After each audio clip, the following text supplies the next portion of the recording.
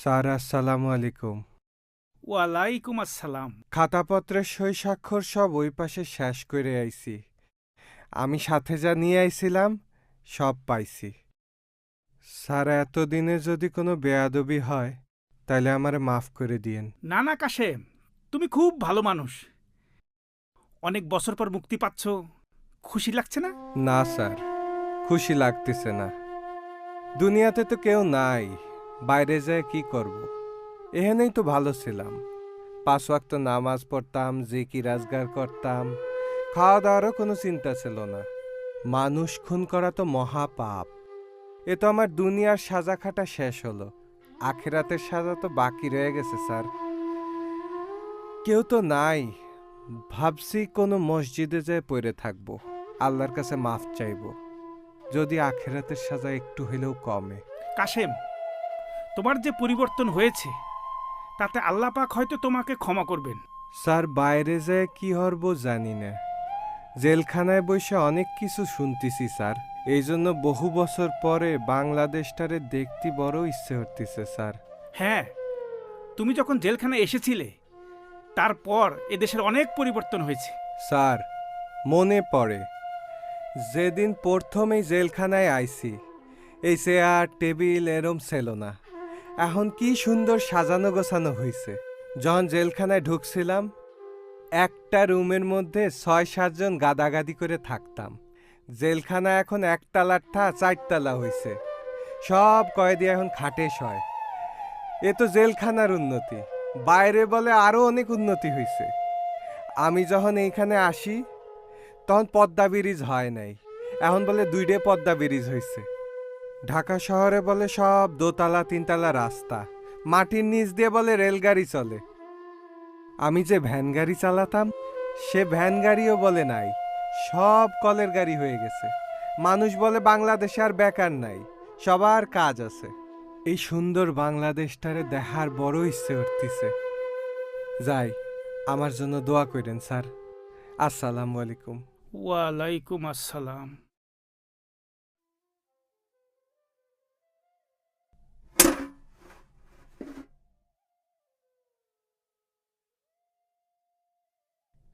আসসালামু আলাইকুম। ওয়ালাইকুম আসসালাম।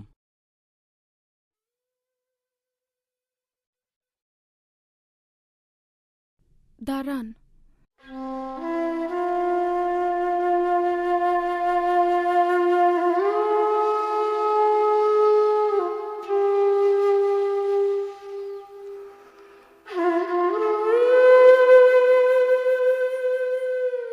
কিডা?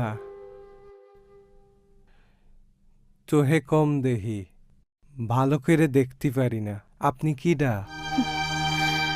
যার ছবি 20 বছর এই বুকের মধ্যে খাইরা নিয়া বৈশা রইছি, সে আমারে চিনতে পারল না। কুলসুম, তুমি?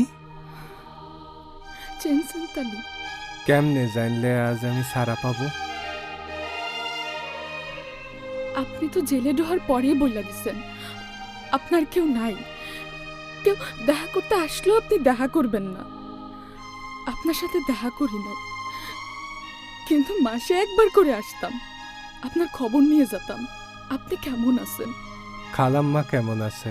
3 বছর আগে মরে গেছে। ও,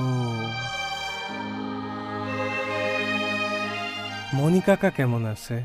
1 বছর আগে মরে গেছে। মা মরে যাবার পর মনিকাকে আমারে নিয়ে আইছিল তার বাড়ি। তিনি মরার আগে আমার হাতে এই দলিল দেয়া কইল, কাশেম বার হইলে তার হাতে দিও। এই দলিলে তার জমি জমা সব আপনারে লেখা দিয়ে গেছে। এই না।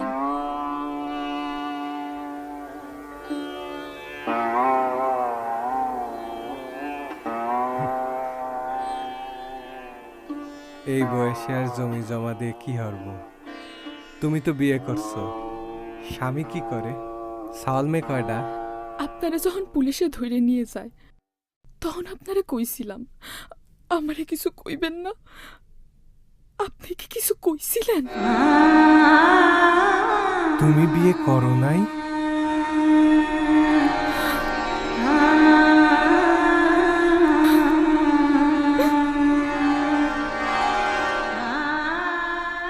আপনার জন্য এত বছর বসে রয়েছি, আপনি আমারে বিয়ে করবেন না? কুলসুম, কুলসুম,